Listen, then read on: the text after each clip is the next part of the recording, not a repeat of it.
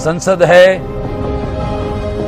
कार्यपालिका है, न्यायपालिका है, मीडिया है, आवाज कहां है? आवाज होनी चाहिए। वंचितों की आवाज को आवाज दी जाएगी, इस आवाज को बुलंद किया जाएगा, ये आवाज बंद नहीं होने दी जाएगी।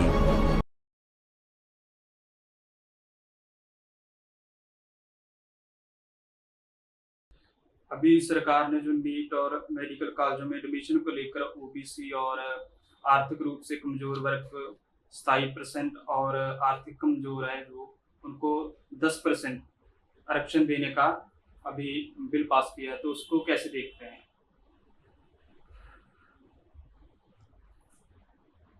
इसका संबंध जो देश भर में वाम से भारत मुक्ति मोर्चा, बहुजन क्रांति मोर्चा के द्वारा पिछड़े वर्ग मोर्चा के माध्यम से जो देश भर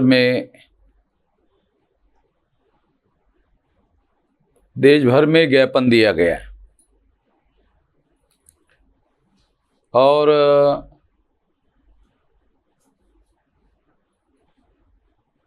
उसके बाद धरना प्रदर्शन भी किया गया।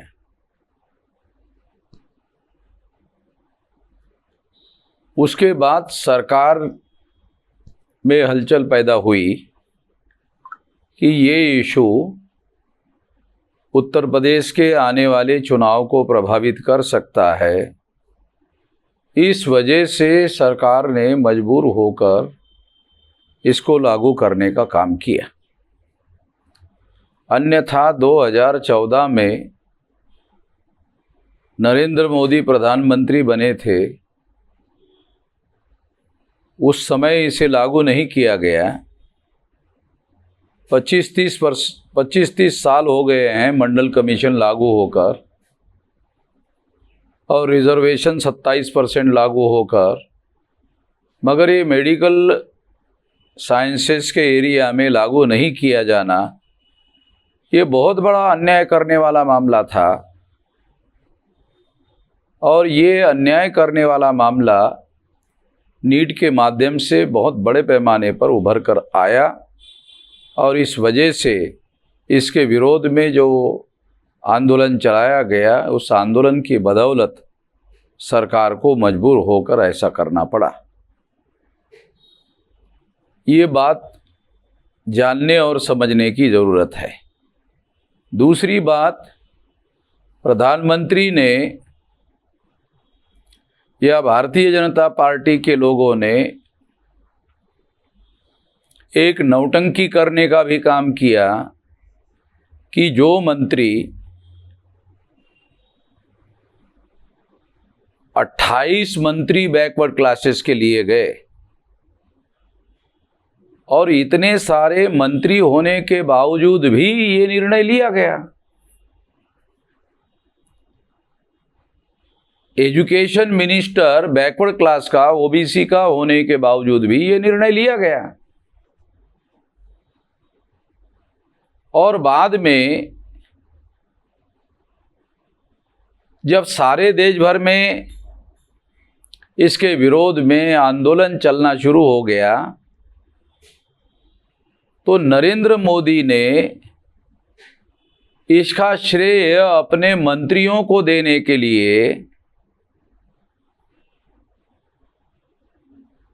मंत्रियों के द्वारा ज्ञापन देने की नौटंकी करने का काम किया। आंदोलन करने वाले लोग सरकार को ज्ञापन दे रहे हैं और सरकार में शामिल मंत्री भी ज्ञापन दे रहे हैं, तो फिर मंत्री काहे के लिए बनाए? अगर ये मंत्री बैकवर्ड क्लासेस के थे तो बैकवर्ड क्लासेस का प्रतिनिधित्व करने का काम इनको करना चाहिए था। संगठन चलाने वाले लोग भी ज्ञापन दे रहे हैं और मंत्री भी ज्ञापन दे रहे हैं, तो क्या मंत्रियों के पास अधिकार नहीं है अपने लोगों के हक और अधिकार के लिए सही फैसले लेने का? तो फिर इन लोगों को मंत्री क्यों बनाया गया? केवल नामधारी मंत्री बनाया गया, दिखाने के लिए मंत्री बनाया गया।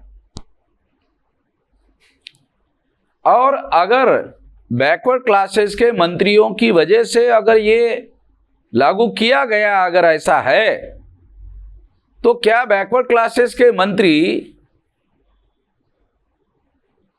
जाति आधारित जनगणना का फैसला करने के लिए दोबारा कोई ज्ञापन देने वाले हैं या कोई फैसला करने वाले हैं? मंत्रिमंडल में कोई फैसला करने वाले हैं? तो ये नौटंकी अब लोगों को समझ में आ रही है।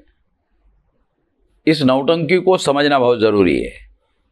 एक अभी इसको मास्टर स्ट्रोक भी बता रहे हैं ये बीजेपी का, क्योंकि कुछ राज्यों में इलेक्शन है, जैसे पंजाब है, उत्तर प्रदेश है, तो इसको लेकर भी कोई इफेक्ट पड़ेगा? क्योंकि बहुत बड़ी मात्रा में जो ओबीसी समाज है वो उत्तर प्रदेश में है। क्या लुभाने की कोशिश है उनको 27% आरक्षण की?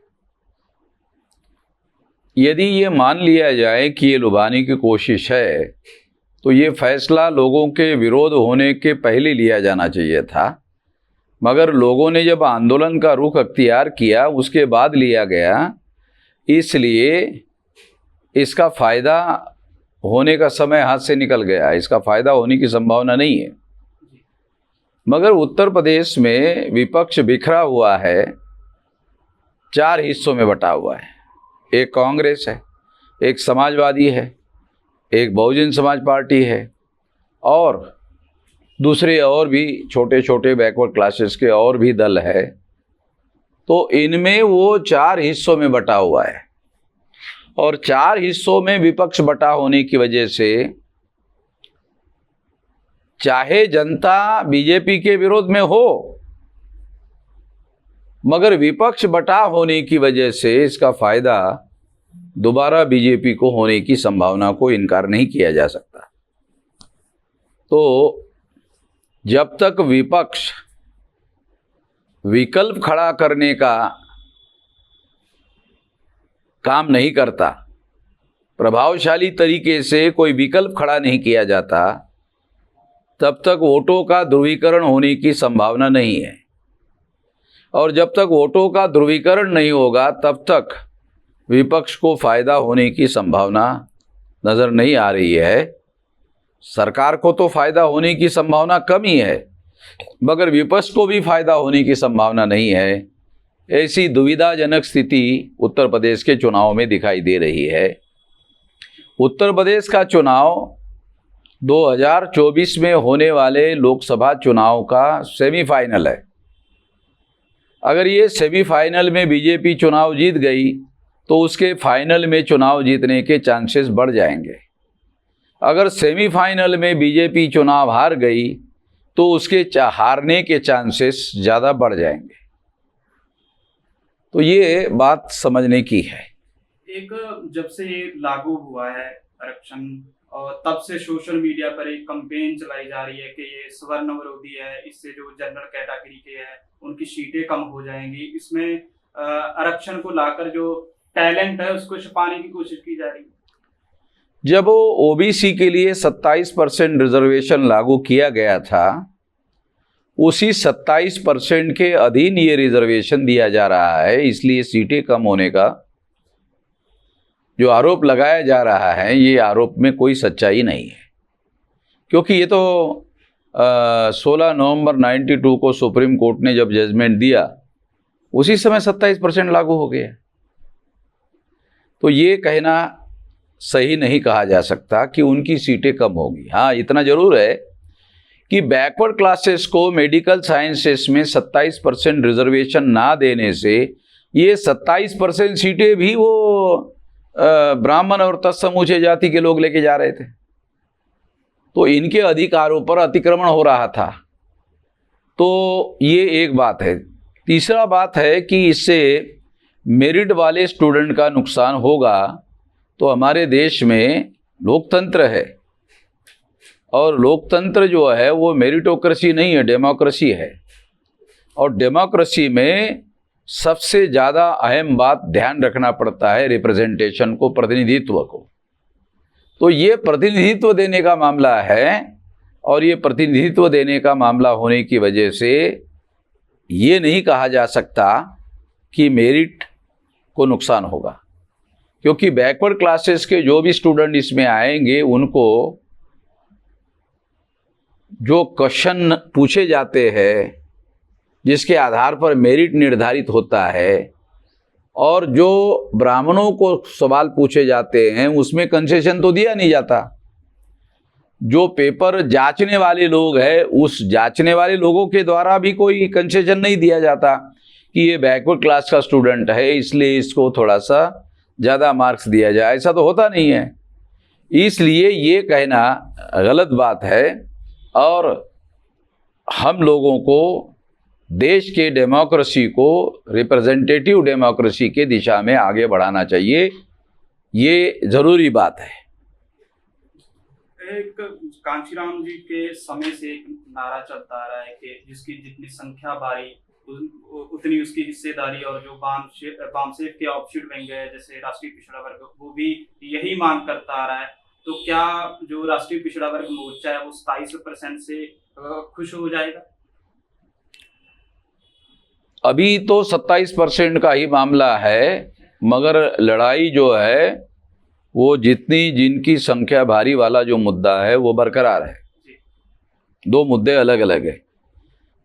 मेडिकल साइंसेस की सीटें 27% के अधीन देने ना देने का मुद्दा था, वो आंदोलन के बदौलत दबाव की वजह से देना पड़ा मजबूरी में। अब 52% लोगों को 52% रिजर्वेशन दिया जाए या संख्या के अनुपात में दिया जाए, इसके लिए ज़रूरी है जातीय आधारित गिनती किया जाना। जातीय आधारित गिनती निर्धारित होगी तो फिर उसके आधार पर बहुत सारी बातें भविष्य में निर्धारित की जा सकती है।